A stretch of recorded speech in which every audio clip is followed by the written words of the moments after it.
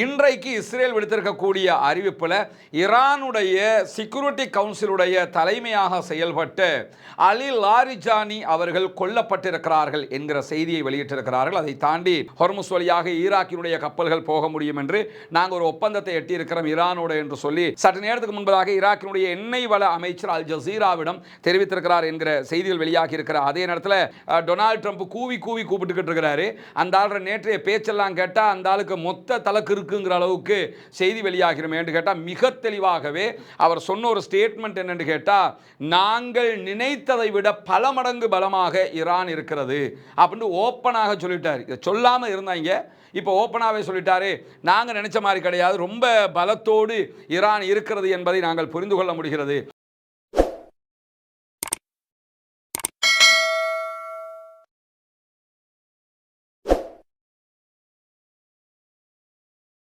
அன்பிற்கினிய சகோதர சகோதரிகளே, நம் அனைவர் மீதும் ஏக இறைவனுடைய அமைதியும் கருணையும் உண்டாகட்டுமாக என்கிற உயரிய பிரார்த்தனைகளோடு தொடர்ச்சியாக மத்திய கிழக்கு ஒரு பதட்டமான சூழலில் இருப்பதை நமக்கெல்லாம் தெரியும். கடந்த 2 ஆண்டுகளுக்கு மேலாக காசாவில் இஸ்ரேலிய ஆக்கிரமிப்பு ராணுவம் ஒரு பாரிய யுத்தத்தை நடத்தி வந்து அது யுத்த நிறுத்தமாக மாற்றப்பட்டு இன்றோடு 158வது நாளாக இருக்கக்கூடிய தருணத்தில் இஸ்ரேலும் அமெரிக்காவும் சேர்ந்து ஈரான் மீது மிக பாரிய தாக்குதல்களை நடத்தி கொண்டிருக்கிறது. இத்தனை நாட்களாகியும் ஈரானுடைய ஆட்சியை கவிழ்க்க முடியாமல் இந்த 2 நாடுகளுமே தத்தளித்துக் கொண்டிருக்கக்கூடிய ஒரு சூழலை நம்ம பார்க்க முடியும். இதற்கு பதிலடியாக ஈரான் இஸ்ரேல் மீதும் மத்திய கிழக்கில் இருக்கக்கூடிய அமெரிக்காவினுடைய இராணுவ தளங்கள் மீதும் தொடர் தாக்குதல்களை நடத்தி வரக்கூடிய செய்திகளை நம்ம பார்த்து வர்றோம். இன்றைக்கும் 58வது அலை தாக்குதல்களை ஈரான் காலையில் இருந்து இஸ்ரேல் மேலேயும் மற்ற நகரங்கள் மீதும் தொடர்ச்சியாக நடத்தி வரக்கூடிய செய்திகள் வெளியாகி வருகிறது. இப்படியான சூழலில் தான் இந்த யுத்தம் ஆரம்பிக்கப்பட்டு 24 மணி நேரங்களுக்குள்ளாக இஸ்ரேலுடைய இராணுவத்தினால் அமெரிக்காவினுடைய இராணுவத்தினால் இணைந்து ஈரானுடைய அதி உச்ச தலைவர் சுப்ரீம் லீடர் ஆயத்துல்லா அலி ஹாமனி அவர்கள் கொல்லப்பட்டிருந்தார்கள்.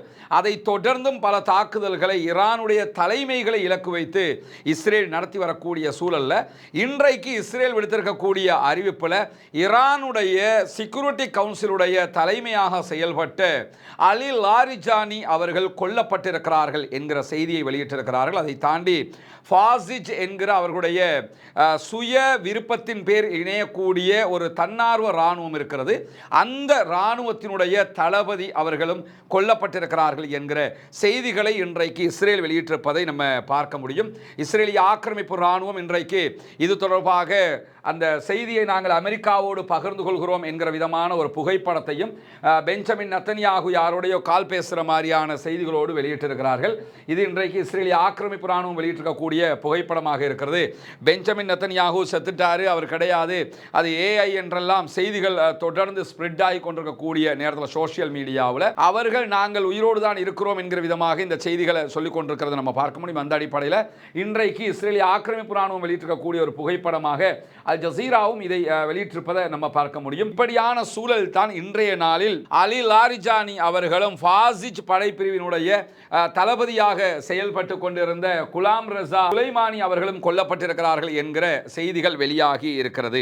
இந்த செய்திகளை பொறுத்தவரை நேற்று இரவு ஈரானுடைய தலைநகர் தெஹரான் மேலே பலத்த வான்வழி தாக்குதல்களை இஸ்ரேல் நடத்தி கொண்டிருந்ததாகவும் அந்த தாக்குதல்களுக்கு மத்தியில் தான் இவர்களுடைய இருப்பிடங்கள் மீதும் தாக்குதல்கள் நடத்தப்பட்டதாகவும் இந்த செய்திகள் தெரிவிக்கிற அதே நேரத்தில் லாரிஜானியினுடைய மரணத்தை இஸ்ரேலுடைய பாதுகாப்பு அமைச்சர் இஸ்ரேலி காட்ஸ் உறுதிப்படுத்தி இருக்கிறார் என்கிற செய்திகளையும் இன்றைக்கு எல்லா ஊடகங்களும் வெளியிடுவதை நீங்கள் பார்க்க முடியும். அல் ஜசீரா தொடர்ந்து இது ஒரு பிரேக்கிங் நியூஸாகவே காட்டிக் கொண்டிருக்கக்கூடிய சூழலில் ஈரானில் நடந்த படுகொலைக்கு பிரதமர் பெஞ்சமின் நெத்தன்யாகு ஒப்புதல் அளித்திருக்கிறார், அதற்கான ஆதாரம் இதுதான் என்று சொல்லி ஏற்கனவே நம்ம காட்டின புகைப்படத்தையும் அவர்கள் வெளியிட்டிருப்பதை நம்ம பார்க்க முடியும்.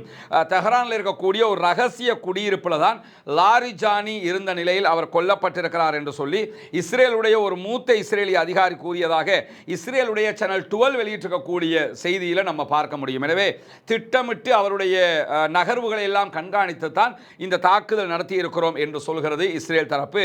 அதற்கான ஒரு காரணமும் இருக்கு. என்னன்னு கேட்டால் ஆயத்துல்லா அலி ஹாமனியை கொன்னுட்டோம் என்று சொல்லி பெரிய வீரம் பேசினாலும் ஈரானை இதுவரைக்கும் வீழ்த்த முடியாமல் இருக்கிறது. ஏன்னா ஈரானுடைய தளபதிகள் எல்லாம் சர்வசாதாரணமாக ரோட்டுக்கு வர்றாங்க என்கிற விதமாக இஸ்ரேலுக்குள்ள ஒரு பெரிய குழப்பமே ஏற்பட்டு கொண்டிருந்த நிலையில தான் இந்த தாக்குதல் நடத்தப்பட்டிருக்கு. ஏன்னா கடந்த சில நாட்களுக்கு முன்பதாக பாலஸ்தீனத்திற்கு ஆதரவாக சர்வதேச குதுஸ் தினம் கொண்டாடப்பட்டது. அந்த குதுஸ் தினத்தில் நடைபெற்ற பேரணியில் ஈரானுடைய சுப்ரீம் கோர்ட் ஜட்ஜு வந்திருந்தாங்க. அதே போன்று ஈரானுடைய ஃபாரின் மினிஸ்டர் அப்பாஸ் அராக்சி வந்திருந்தார். ஈரானுடைய ஜனாதிபதி நேரடியாக கலந்து கொண்டிருந்தார். அலி லாரிஜானி அவர்களும் பங்கெடுத்திருந்தார்.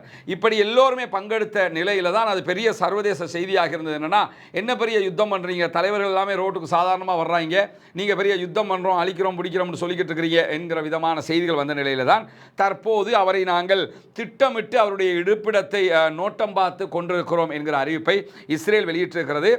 ஞாயிற்றுக்கிழமை அல்லது திங்கட்கிழமைக்குள்ள அலி லாரிஜானி மேல தாக்குதல் நடத்த வேண்டும் என்பதுதான் இஸ்ரேலுடைய திட்டமாக இருந்ததாகவும், ஆனால் கடைசி நிமிடத்தில் அந்த திட்டத்தை ஒத்தி வைத்திருந்த நிலையில தான் திங்கட்கிழமை காலையிலேயே அவங்களுக்கு ஒரு உளவு தகவல் கிடைக்கிறது. என்ன உளவு தகவல் என்று சொல்லி சொன்னால், அலி லாரிஜானி அவங்க வீட்டில் இல்லை, அவர் தனக்கு சொந்தமான ஒரு ரகசிய குடியிருப்புக்கு போய்கிட்டு இருக்கிறாரு என்கிற தகவல் கிடைத்ததாகவும், கிடைத்த உடனேயே அதன் மீது தாக்குதல் நடத்தி இருக்கிறோம் என்கிற செய்திகளைத்தான் இன்றைக்கு இஸ்ரேல் வெளியிட்டிருக்கிறது. அலி லாரிஜானி அவர்களும் அவருடைய மகனும் ஒரு வெஹிக்கிளில் போய்கொண்டிருக்கும் போது அவர்களுடைய அந்த வீட்டு வளாகத்துக்குள்ள வைத்துத்தான் இந்த தாக்குதல்கள் நடத்தப்பட்டதாக இஸ்ரேல் இன்றைக்கு வெளியிட்டிருக்கக்கூடிய செய்திகளில் சொல்லியிருக்கிறது. மட்டுமல்லாமல் ஃபாசிஜ் படைப்பிரிவினுடைய தளபதி அவர்களும் இதிலே கொல்லப்பட்டிருக்கிறார்கள். குலாம் ரெசா சுலைமானி அவர்களும் கொல்லப்பட்டிருக்கிறார்கள் என்கிற செய்திகள் வெளியாகி இருக்கிறது. லாரிஜானிடமிருந்து இதற்கு மாற்றமாக ஒரு அறிவிப்பு வெளியிடப்படும் என்கிற செய்திகளை ஈரானுடைய மெஹர் நியூஸ் ஏஜென்சி வெளியிட்டிருந்துச்சு. வெளியிட்ட மாதிரியே இன்றைக்கு ஈரானுக்குள்ள கடற்படை வீரர்களுடைய இறுதிச் சடங்குகள் நடைபெற்று வருகிறது. அவருடைய ஜனாசாக்களை அடக்கம் செய்கிற நிகழ்வுகள் நடைபெற்று வருகிறது. அந்த நிகழ்வுகள் தொடர்பாக, அதாவது இலங்கை உள்ளிட்ட பல பகுதிகளிலையும் கொல்லப்பட்டாங்களா இல்லையா அவருடைய கடற்படை வீரர்கள், கொல்லப்பட்டவர்களுக்கான இறுதிச் சடங்கு தான் நடைபெற்று வருகிறது. அந்த இறுதிச் சடங்குல அலி லாரிஜானி அவங்க பங்கேற்பதாக இருந்தது. ஆனால் அவர் அதில் பங்கேற்காத நிலையில தான் அவர் அந்த கடற்படை வீரர்களுடைய இறுதிச் சடங்குகளுக்கு முன்னதாக அவர்களை கௌரவிக்கும் விதமாக ஒரு செய்தியை வெளியிட்டிருந்தார் தன்னுடைய எக்ஸில். அந்த செய்தியில் உங்களுடைய தியாகத்தினால எங்களுடைய நாடு மேலும் வளர்ச்சி அடையும், முன்னேறும் என்கிற விதமாக எழுதியிருந்தார். அதுதான் இந்த செய்தி. அலி லாரிஜானி அவருடைய எக்ஸ் பக்கம் தான் இது. அபிஷியலாக அதில் தான் இந்த செய்தி வெளியிடப்பட்டிருக்கு. ஆனால் இது கடற்படை வீரர்களுடைய நேவி கமாண்டர்ஸ் உடைய மரணம் தொடர்பான ஒரு செய்தியாக இருக்கிறது. இவருடைய மரண செய்தி வந்ததுக்கு பிறகுதான் இந்த செய்தியை வெளியிடுறாங்க. மெஹர் நியூஸ் ஏஜென்சின்னு சொல்லியிருந்தாங்க. பிளஸ் அவருடைய அபிஷியல் எக்ஸ் பக்கத்திலையும் இது வெளியாகிறது. ஆனால் இந்த செய்தியில் அவர் கொல்லப்பட்டதாகவோ அது தொடர்பாக எந்த செய்திகளும் கிடையாது. இதுவரைக்கும் ஈரான் இந்த செய்திகளை உறுதிப்படுத்தலை. பட் என்னன்னா, பிற்பட்ட நேரங்களில் அவங்க அதை உறுதிப்படுத்துவதற்கான வாய்ப்பு இருக்கு. ஏற்கனவே ஆயத்துல்லா அலி ஹாமனி கொல்லப்பட்ட நேரத்திலையும் ஈரானுடைய வெளிவிவகார அமைச்சர் ஃபாரின் மினிஸ்டர் என்ன சொன்னார்னா, இல்லை அவர் உயிரோடு இருப்பதற்கு வாய்ப்பு இருக்கிறது என்றெல்லாம் சொன்னார். ஆனால் பிற்பட்ட செய்திகள் அவர் கொல்லப்பட்டு விட்டார் என்பதை உறுதிப்படுத்தியது. அதே மாதிரி தற்போது அலி லாரிஜானி அவர்கள் கொல்லப்படவில்லை என்று எந்த இடத்துலையுமே ஈரான் சொல்லலை, கொல்லப்பட்டுட்டாங்கிறதையும் உறுதிப்படுத்தலை. சில மணி நேரங்களில் அதனை உறுதிப்படுத்துவதற்கான வாய்ப்புகள் இருக்கிறது என்பதைத்தான் நம்ம புரிந்து கொள்ள வேண்டியிருக்கு. இஸ்ரேலுடைய சேனல் 14 கருத்துப்படி குலாம் ரெசா சுலைமானியோடு சேர்த்து அவருடைய துணைப்படை தளபதி உட்பட மேலும் 10 ஃபசீஜ் அமைப்பினுடைய தளபதிகள் கொல்லப்பட்டிருக்கிறார்கள் என்கிற செய்திகளும் வெளியாகி இருக்கிறது. இந்த குலாம் ரெசா சுலைமானியை பொறுத்தவரையில் கிட்டத்தட்ட 6 ஆண்டுகளுக்கு மேலாக இவர்தான் இந்த ஃபசீஜ் என்கிற அமைப்பினுடைய தலைவராக இருக்கிறார். ஈரானுடைய இராணுவ கட்டமைப்பு பெரும்பாலும் 2ஆக இருக்கும். அதை 3ஆக நீங்கள் புரிஞ்சுக்கிறீங்க. ஒன்று, நாட்டை பாதுகாக்கிற இராணுவம், அது எல்லா நாட்டிலையும் இருக்கிற மாதிரி இராணுவம். அது ஈரானுடைய ஜனாதிபதிக்கும் பாராளுமன்றத்துக்கும் கண்ட்ரோல் ஆகுவாங்க. அதே நேரத்தில் ஈரானுடைய சுப்ரீம் லீடருக்கு கண்ட்ரோல் ஆகக்கூடியது IRGC என்கிற ஈரானுடைய புரட்சிகர காவலர் படைப்பிரிவு. அவங்க தான் இந்த தாக்குதல், அது இது யுத்தம் முழுக்க அவங்க தான் பண்ணிக்கிட்டு இருக்கிறாங்க. இவர்களுக்கு துணையாக இருக்கக்கூடிய ஒரு படைப்பிரிவு தான் இந்த ஃபசீஜ் என்கிற படைப்பிரிவு. இந்த படைப்பிரிவில் இணையக்கூடியவர்கள் தன்னார்வலராக இருப்பார்கள். ஒரு நாட்டில் இருக்கக்கூடிய ஒரு சமூக சேவை இயக்கத்தில் சேருவோமா இல்லையா, அந்த மாதிரி இந்த இராணுவத்தில் சேர்ந்து பயிற்சி எடுத்து யுத்தம் என்று வரும்போது அவங்க நாட்டுக்காக வேண்டியே வந்து போரிடுவார்கள். இவர்களுக்கு சேலரிகள் கிடைக்கிறதாக எந்த தரவுகளும் எங்கே இல்லை. கிடைப்பதற்கும் வாய்ப்பு இருக்கு, இல்லாமல். ஆனால் சேலரி எடுக்கிற மாதிரியான தரவுகள் எங்கேயுமே ஆதாரபூர்வமாக பார்க்க முடியல. அவர்கள் தன்னார்வலர்களாக வந்து நின்று நாட்டுக்காக போராடக்கூடிய அமைப்பாகத்தான் பார்க்கப்படுகிறது. குறிப்பாக ஈரானுக்குள்ள நடைபெற்ற அந்த போராட்டங்களை அடக்குவதில் இவர்கள் தான் முன்னிலையில் நின்று நாட்டை வந்து ஒரு கட்டுக்கோப்பான இடத்துக்கு கொண்டு வந்தாங்க என்கிற செய்திகள் எல்லாம் வரக்கூடிய நிலையில தான் ஏற்கனவே இஸ்ரேல் ஈரானுடைய தாக்குதல் பட்டியலை அறிவித்து அறிவித்தும் இருக்கிறது. அந்த பட்டியலில் இவங்க எல்லாம் இருக்கிறாங்க. இதற்கு மேலதிகமாக ஈரானுடைய ஜனாதிபதி மசூத் பெசக்ஷியனை கொல்லுவோம் சொல்லிக் கொண்டிருக்கிறது இஸ்ரேல். அதே போன்று ஈரானுடைய பாராளுமன்ற சபாநாயகர் முகம்மது ஹலீபாப் அவர்களையும் கொல்லுவோம் என்று சொல்லிக்கிட்டு இருக்கிறாங்க. இப்படி பல பேரை கொல்லுவோம் என்று சொல்லிக் கொண்டிருக்கக்கூடிய நிலையில் தான் இன்றைக்கு இந்த 2 பேரும் இவர்களோடு பல பேரும் கொல்லப்பட்ட செய்திகள் வெளியாகி கொண்டிருக்கக்கூடிய சூழலில் தான் இவர்களுக்கு மேலதிகமாக 2 தினங்களுக்குள்ளாக பாலஸ்தீன போராட்ட அமைப்பாக செயல்படுகிற இஸ்லாமிக் ஜிஹாத் மூமெண்ட்டினுடைய ஒரு தலைவர்கள் சில பேரும் ஈரானுக்குள் வைத்து கொல்லப்பட்டிருக்கிறார்கள் என்கிற செய்திகள் இன்றைக்கு வெளியாகி இருக்கிறது.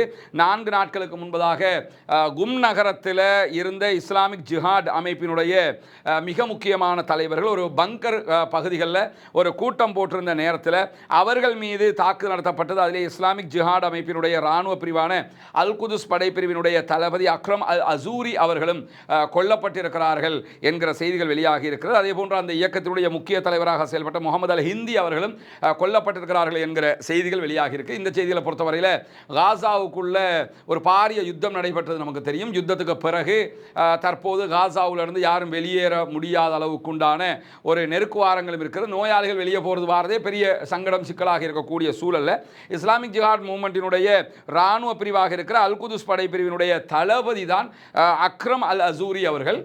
இவர் இன்றைக்கு கொல்லப்பட்டிருக்கிறார் 2-3 நாட்களுக்கு முன்பதாக என்கிற செய்திகளை இஸ்ரேல் அறிவிச்சிருக்குது.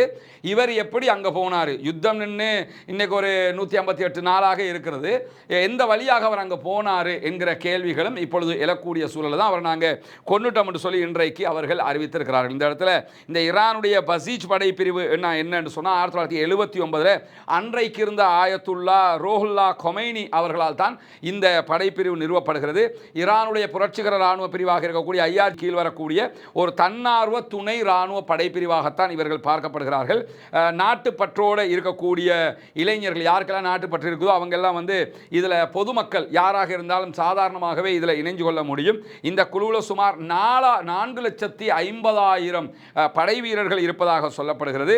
இந்த ஃபசீஜுடைய வீரர்கள் பெரும்பாலும் ஏற்கனவே நம்ம சொன்ன மாதிரி போராட்டங்கள் நடக்கிற நேரத்தில் முன்னணியில் இவங்க களமிறக்கப்படுவார்கள் என்கிற செய்திகளும் வெளியாகி இருக்கக்கூடிய நேரத்தில் தான் ஈரானுடைய தலைநகராக இருக்கக்கூடிய தஹரான், அதே போன்று ஷிராஸ், தப்ரீஸ் நகரங்களில் இருக்கக்கூடிய ஈரானுடைய ஏவுகணை உற்பத்தி தளங்கள், அதே போன்று கட்டளை மையங்கள் மீதெல்லாம் வான்வழி தாக்குதல்களை நடத்தி இருக்கிறோம் என்றும் இஸ்ரேல் இன்றைக்கு அறிவித்திருக்கக்கூடிய செய்திகளை நம்ம பார்க்க முடிகிற நேரத்தில் ஈரானுடைய தெற்கு ஈரானில் இருக்கக்கூடிய பந்தர் அப்பாஸ் நகரத்தையும் நாங்கள் தாக்கி இருக்கிறோம் என்கிற செய்திகளையும் இன்றைக்கு இஸ்ரேலிய இராணுவம் வெளியிட்டிருப்பதை நம்ம பார்க்க முடியும். இப்படியான ஒரு சூழலில் தான் விடிய காலை முதலாக புதிய வகை தாக்குதல்களை நடத்தி வருகிறோம் என்கிறது ஐஆர்ஜிசி. ஈரானுடைய ஐஆர்ஜிசி இஸ்ரேல் மீதும் பல நாடுகளுடைய அமெரிக்க தளங்கள் மீதும் தொடர்ந்து தாக்குதல்களை நடத்தி வருகிறார். இன்றைக்கு விடியற்காலை முதலாக இந்த தாக்குதல்கள் ஆரம்பிக்கப்பட்டிருக்கிறது என்கிற செய்திகளுக்கு மத்தியில் தான் ஹொர்முஸ் நீர்நிலை பிளாக் பண்ணப்பட்டிருக்கிறது. பல நாடுகளும் பெட்ரோல் இல்லாத பெரிய தட்டுப்பாட்டுக்கு தள்ளப்பட்டிருக்கக்கூடிய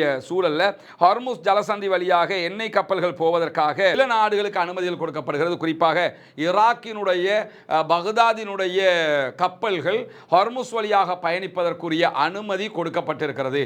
ஹொர்முஸ் வழியாக ஈராக்கினுடைய கப்பல்கள் போக முடியும் என்று நாங்கள் ஒரு ஒப்பந்தத்தை எட்டியிருக்கிறோம் ஈரானோடு என்று சொல்லி சற்று நேரத்துக்கு முன்பதாக ஈராக்கினுடைய எண்ணெய் வள அமைச்சர் அல் ஜசீராவிடம் தெரிவித்திருக்கிறார் என்கிற செய்திகள் வெளியாகி இருக்கிற அதே நேரத்தில் தெஹ்ரானிடமிருந்து கப்பல்கள் செல்வதற்கான அனுமதி எங்களுக்கும் கிடைத்திருக்கிறது என்று துருக்கி அதே போன்று இந்தியாவும் அறிவித்திருக்கக்கூடிய செய்திகளை ப்ளூம்பர்க் செய்தி நிறுவனம் வெளியிட்டிருப்பதை அல் ஜசீராவும் கோடிட்டு காட்டியிருக்கிறது. இந்த செய்திகளுக்கு மத்தியில் தான் ஈரான் தொடர்ந்து ஹொர்முஸை பிளாக் பண்ணுறாங்க, ஈரான்கிட்ட இருந்து ஹொர்முஸை மீட்டெடுக்கணும், இந்த யுத்தத்தில் எல்லாரும் இணைஞ்சிக்கிறங்க பல நாடுகளையும் டொனால்ட் ட்ரம்ப் கூவி கூப்பிட்டுக்கிட்டு இருக்கிறாரு. அந்த ஆளுற நேற்றைய பேச்செல்லாம் கேட்டால் அந்த ஆளுக்கு மொத்த தலக்கு இருக்குங்கிற அளவுக்கு செய்தி வெளியாகிறோம் என்று கேட்டால் மிக தெளிவாகவே அவர் சொன்ன ஒரு ஸ்டேட்மெண்ட் என்னென்று கேட்டால் நாங்கள் நினைத்ததை விட பல மடங்கு பலமாக ஈரான் இருக்கிறது அப்படின்னு ஓப்பனாக சொல்லிட்டார். இதை சொல்லாமல் இருந்தாங்க, இப்போ ஓப்பனாகவே சொல்லிட்டாரு. நாங்கள் நினைச்ச மாதிரி கிடையாது, ரொம்ப பலத்தோடு ஈரான் இருக்கிறது என்பதை நாங்கள் புரிந்து கொள்ள முடிகிறது. தொடர்ந்து நம்ம வீடியோக்களை பார்த்து வருகிற சகோதரர்களுக்கு தெரியும், நம்ம இலங்கையினுடைய கிழக்கு மாகாணம் பொத்துவில் பகுதிகளில் இஸ்லாத்தை புனித மார்க்கமாக ஏற்றுக்கொண்ட சகோதர சகோதரிகள், ஏழைகளாக இருக்கிற சகோதரர்களுக்கு வீடு வசதிகள் இல்லாமல் இருக்கிறார்கள். அவர்களுக்கான வீட்டு திட்டம் ஒன்று செஞ்சுக்கிட்டு இருக்கிறோம். கிட்டத்தட்ட 14 குடும்பங்கள் அவர்களுக்கான 5 வீடுகளை கடந்த ரமலானில் நம்ம உங்களிடமிருந்து பெற்றுக்கொண்ட அந்த அன்பளிப்புகள் உதவிகள் காரணமாக கட்டி கொடுத்துட்டோம் அல்ஹம்துலில்லாஹ்னு சொல்லி மகிழ்ச்சியாக இருக்கிறார்கள். அந்த காட்சிகளை நீங்கள் முன்னாடி பார்க்க முடியும். 5 குடும்பங்களுக்கான வீடுகளை நம்ம ஒப்படைச்சிருக்கிறோம். அதை தாண்டி அந்த பகுதிகளில் இறுதியாக ஒரு வாட்டர் டேங்க்கும் நம்ம ஓப்பன் பண்ணி கொடுத்துருக்கிறோம் அல்ஹம்துலில்லாஹ். தண்ணீர் பற்றாக்குறை இருந்தது. இப்படியான சூழலில் இன்னும் ஒரு 9 வீடுகளை நம்ம கட்டுவதற்கான தேவை இருக்கிறது. அதற்கான நிலம் இருக்கிறது. அதற்கான ஏற்பாடுகள் இப்பொழுது அந்த ஃபவுண்டேஷன் 2 வீட்டுக்கான ஃபவுண்டேஷனும் நம்ம போட்டிருக்கிறோம். மீண்டும் அந்த பணிகள் ஆரம்பிக்கப்பட்டிருக்கிறது. எனவே இந்த வீடியோக்களை பார்க்கக்கூடிய சகோதரர்கள் உங்களுடைய ஜக்காத்து தான தர்மங்களை புனிதமிக்க ரமதானுடைய மாதத்தில் ஜக்காத்தை நீங்கள் கணக்கு பார்ப்பீங்க. அப்படி பார்க்குற நேரத்தில் ஏழை எளியவர்களுக்கு ஜக்காத்து கொடுக்கக்கூடிய சகோதரர்கள் இந்த சகோதரர்களுக்கும் ஜக்காத்து நிதியிலிருந்தும் உங்களுடைய சதக்காக்களிலிருந்தும் உதவி செய்ய தவறிவிடாதீர்கள். முன்னால் தெரிகிற நம்முடைய வங்கி கணக்கிலக்கத்திற்கு உங்களால் முடிந்த உதவிகளை வாரி வழங்க முடியும். அதற்கு அந்த வங்கி கணக்கிலக்கத்திற்கு பணம் வைப்பு செய்ய முடியாது என்று வெளிநாடுகளில் இருக்கக்கூடிய சகோதரர்கள் முன்னால் தெரிகிற என்னுடைய வாட்ஸ்அப் நம்பருக்கு தொடர்பு கொண்டீங்கன்னா நீங்கள் எப்படி அதுக்கு உதவ முடியுங்கிறத நம்ம சொல்லிடுவோம். ஒன்றை நினைவில் வைத்துக் கொள்ளுங்கள், ஜக்காத்து கொடுப்பதற்கு 8 கூட்டத்தினர் தகுதியுடையவர்கள் என்று குர்ஆன் நமக்கு சொல்கிறது.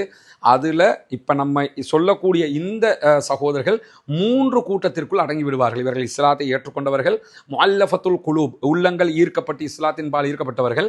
எனவே அவர்களுக்கு ஜக்காத்து கடமை. ப்ளஸ் இவர்கள் ஃபக்கீர்களுடைய லிஸ்ட்லையும் வந்துருவாங்க. ஏன்னா அவ்வளவு பரம ஏழைகள். ப்ளஸ் இவங்க மிஸ்கீன்களுடைய லிஸ்ட்லையும் வந்துருவாங்க. அவ்வளவு கஷ்டப்படக்கூடிய மக்களாக இருக்கிறாங்க.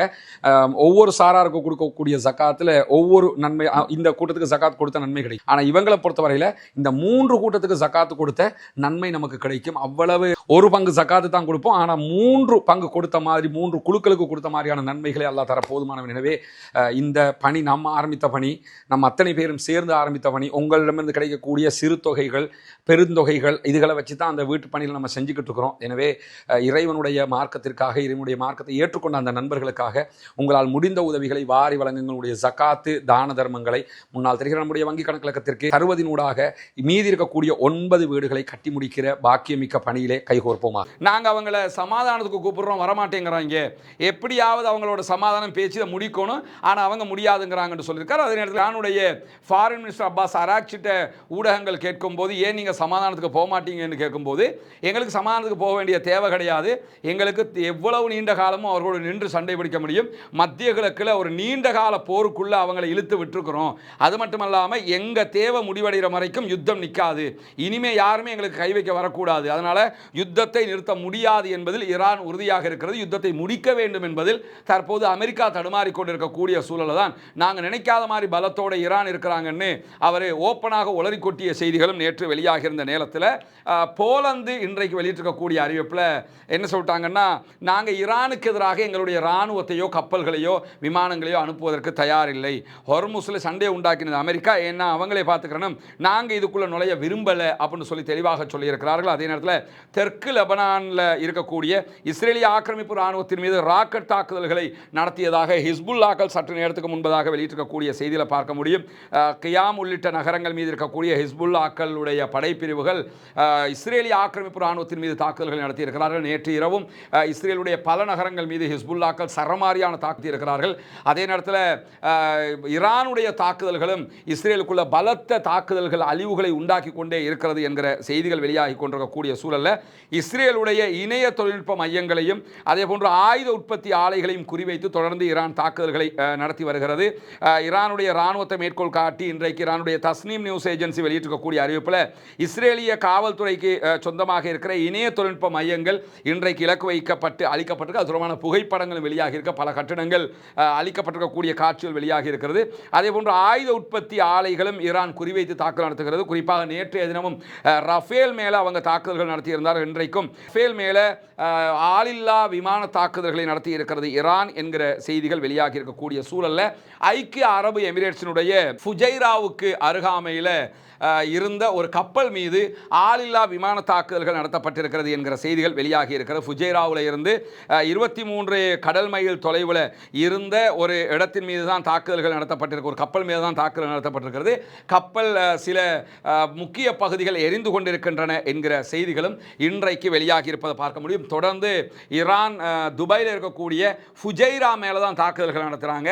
அந்த ஃபுஜைரா தான் நம்ம ஏற்கனவே சொன்ன மாதிரி எல்லா நாடுகளுடைய எண்ணெய் சுத்திகரிக்கப்பட்ட எண்ணெய்களுடைய ஒரு குடோன் மாதிரி வச்சிருந்தாங்க. அதை தாண்டி இன்னும் ஒரு விவகாரம் அங்கே வெளியாக இருக்கு. ஃபுஜைராவில் தான் ஹொர்முஸ் வழியாக ஒரு நாளைக்கு கிட்டத்தட்ட 20 மில்லியன் பேரல்கள் பெட்ரோல் நகர்த்தப்படுகிறது. ஹொர்முஸ் வழியாக வெளிநாடுகளுக்கு கொண்டு செல்லப்படுகிறது. 20 மில்லியன் போது 2 கோடி பேரல் பெட்ரோல்கள். அதனால ஹொர்முஸ் திடீர்னு இப்படி ஒரு மூடப்பட்ட நிலை ஏற்பட்டால் இந்த பெட்ரோல்களை எப்படி கொண்டு போறதுன்னும் போது துபாய் ஏற்கனவே ஒரு திட்டத்தை உருவாக்கி இருக்கிறாங்க. எங்கன்னு கேட்டா இந்த ஃபுஜைராவில் இருந்து பைப் லைன் வழியாக ஒரு நாளைக்கு 4.5 மில்லியன், அதாவது 4.5 லட்சம் பேரல்கள் பெட்ரோல் கொண்டு போகிற அளவுக்கு பைப் லைனில் அவங்க அதை சப்ளை பண்ணுறதுக்கான ஏற்பாடுகளை செய்திருக்கிறாங்க.